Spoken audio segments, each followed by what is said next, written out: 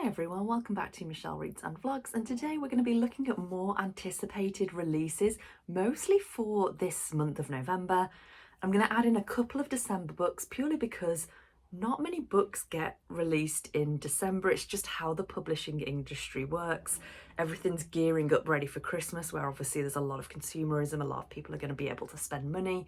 So there are a lot of releases in those months leading up to Christmas, and then December's pretty empty purely because nobody wants to spend money then at that point and then after Christmas, and then in January it starts to slowly pick up again. So we've got quite a few to go through for November and just a couple of Decembers that I'm going to add on to the end. I am going to put these into categories as well because I know that a lot of people don't like fantasy, or they're only here for fantasy, one or the other. And I know that on my channel I do talk about a bit of a mix. I do like fantasy, but I do like a lot of thrillers, romance, general fiction as well. To keep it nice and separated, we're going to do the fantasy first and then the non-fantasy second. So if you're not interested in fantasy, you can skip to that second section. If you're only here for the fantasy, you can stop watching after the fantasy section. So let's get into it. So first up for November, we have got The Future by Naomi Alderman. This is coming out on the 7th. I do classify as fantasy as kind of an overall genre, but it is really dystopian. She is a dystopian writer. She wrote The Power, which I thought was brilliant. It's about the power change between men and women in society. And this one is about basically the discrepancy of wealth and how the top people in the world, the very few billionaires, have a lot of the wealth and a lot of the power. So we're looking at the idea that they have more survival capabilities, they have more weapons and more power in their wealth. And other than that, the synopsis is kind of vague. All we know is that there's this handful of people and they're looking at kind of end of humanity situations. Whether that's going to happen, I don't know, but I am excited to read this book purely because I do love dystopian fiction. It is one of my favourite genres. Also on the 7th, we have Iron Flame by Rebecca Yarros being released. So this is the much anticipated sequel to Fourth Wing, and we don't know much of a synopsis for this one. She has kept it so vague because if you've read Fourth Wing, you'll know that ending was just, oh my gosh, incredible. We know it's about dragon riders who go to this war college, and during their time at this college, they basically learn to ride dragons, and then they bond a dragon and they learn skills for war with this dragon. And at the end of book 1, something very big happened. Our main character Violet basically learned a huge secret. So we're going to see where that goes, and basically if she's going to keep this secret, what's going to happen back at the war college and the fallout from everything that happened in book 1. So yeah, I'm really looking forward to this one. It's probably my most anticipated book of this month. My next most anticipated book of this month comes out on the 9th, and that is Bookshops and Bonedust by Travis Baldree. So this is in the same universe, the same world as Legends and Lattes was set in. So in Legends and Lattes, we've got Viv, who retires as she's an orc. She retires as her work as a mercenary and sets up this cozy coffee shop in a small place, a small town where they've never heard of coffee, and looking at the fallout of that and how she goes about it. And it's very kind of cozy fantasy. Bookshops and Bonedust is set 20 years before that, so we've still got the same character, Viv. Obviously she's 20 years younger and she is a mercenary, but she gets injured, so she goes to this small town to basically rest and recuperate so that she can get back to work. And while she's there, she ends up spending a lot of time in the local bookshop and making friends there. It's meant to be just as kind of cozy fantasy as Legends and Lattes was. So if you enjoyed that, definitely give Bookshops and Bonedust a go. On the 9th, we've got Sisters of the Sword and Shadow by Laura Bates. So Laura Bates is a fantastic feminist writer. She writes a lot of non-fiction. This is, I think, one of her first pieces of fiction writing. I'm not sure how much fiction she's written before, but this is a retelling of the Knights of the Round Table, but if they were women. I just think it sounds brilliant. As soon as it was announced and the pre-order was available, this was months ago, I pre-ordered it definitely, just because it's Laura Bates, I'm going to give this a good go and see what her fiction writing is about. Next up, we've got What the River Knows by Isabel Ibañez, and this is a fantasy bordering on fantasy romance where there is a young girl who lives in, I don't want to get this wrong, Buenos Aires, and her parents frequently leave her to go on globe-trotting adventures and leave her behind at home, and she misses them. They're her parents. One day she gets a letter that they have died, and she goes over to Egypt, I think, to find where they were, to kind of discover what happened to them. And whilst she's there, she finds this power and this magic. This is going to be the first book, I think, in a duology. I'm not really sure on much about this, if there's much hype. I do know that we're getting it in a book box though, so I will be receiving it and opening it on the channel. I do think it's one that I potentially could give a go to, and I think a lot of people will be excited for this November. Next up, also on the 14th, we have the next Murderbot book by Martha Wells, which is System Collapse. I think this will be a anticipated read for quite a few people. So this is, yes, fantasy, but it's more into the science fiction side of fantasy. There's an issue with Murderbot. They need to try and get them fixed. There's a plan, but is that plan going to work? So if you are interested in Martha Wells and her Murderbot books, this is definitely one for you. The last fantasy we have got is another fantasy romance, and that is The Serpent and the Wings of Night by Carissa Broadbent, and this is being released on the 7th of December. And a lot of people will be thinking, but we've heard about this lots before. Yes, we have. This was an indie published novel. The first time I heard about it was from a recommendation from my friend Sarah, who loves romance. She was reading this, gosh, months ago, and she was like, yeah, you should definitely get into this. And I had a look. Still haven't got around to buying it or ordering it.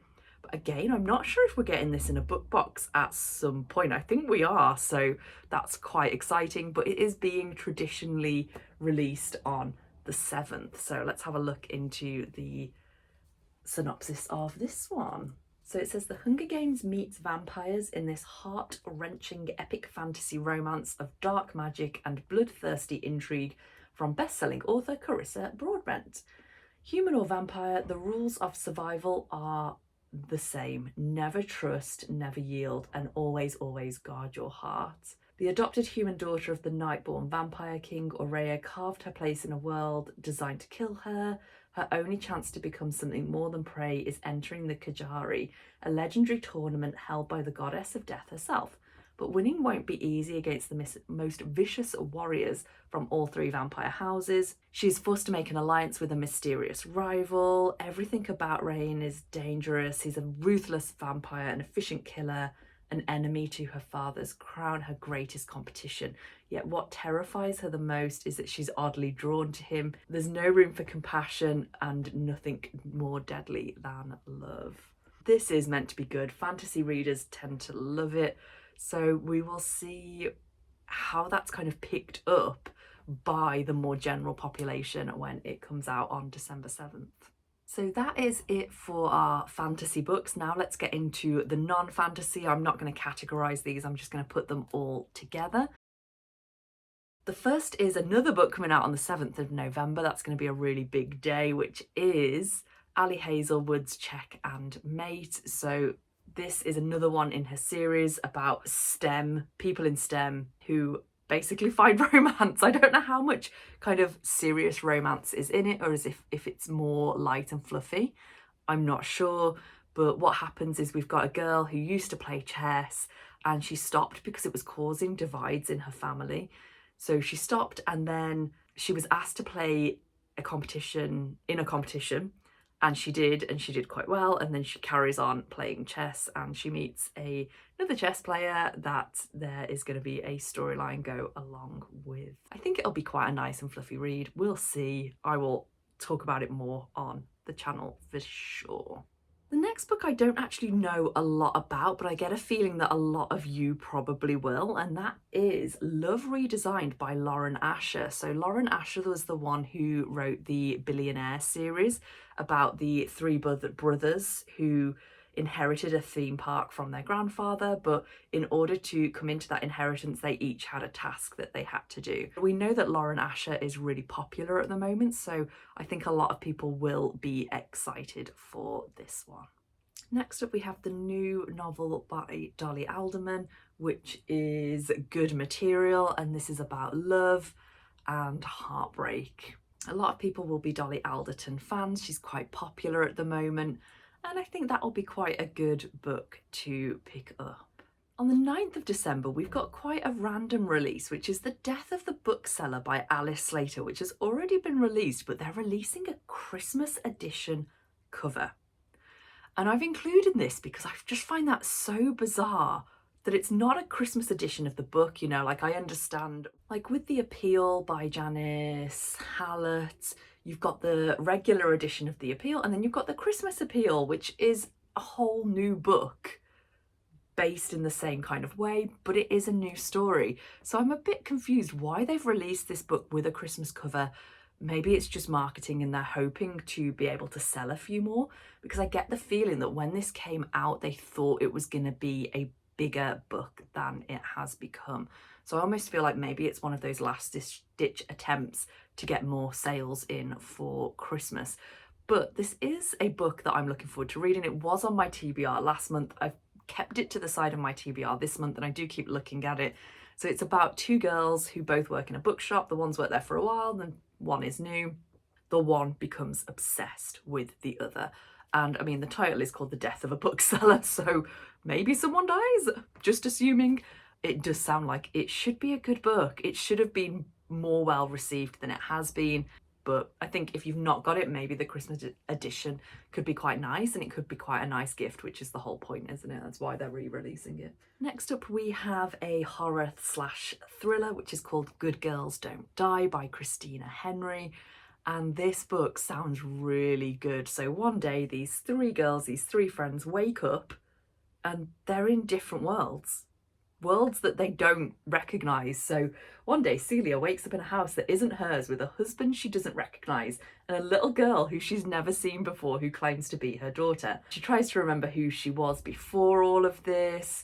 There's two others as well, Ali and Maggie. They need to try and escape the horrors, find out what's going on to get back to their original lives. It sounds really good. The next one is also a kind of a re-release, and that's One Last Stop by Casey McQuiston. But it's coming out in hardback, which I think is a new hardback special edition. I'm not sure it's come out in hardback before, unless you've had another special edition of it. I think it came out straight to paperback. So again, it's kind of a new push on this book. Maybe after the popularity of her other books, they've decided to push this one a little bit more. So this is a book that I haven't picked up. I have heard the synopsis of it, and for a while it has intrigued me, which is why I kept it on this list. So for cynical 23-year-old August, moving to New York City is supposed to prove her right, that she likes magic and cinematic love stories that don't exist, and the only smart way to go through life is alone. She can't imagine how waiting tables at the diner and moving in with too many weird roommates could possibly change that.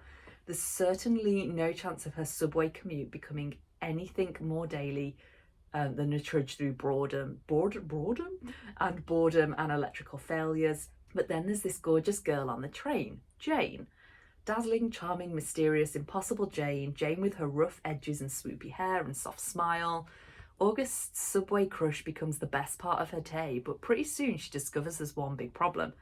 Jane doesn't look like an old school punk rocker. She's literally displaced in times from the 70s, and August is going to have to use everything she's tried to leave in her own past to help her.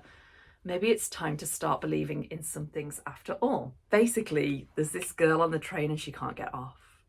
She can't get off the train. She's lived on the train since the 70s, and she's going to help her because she falls in love with her.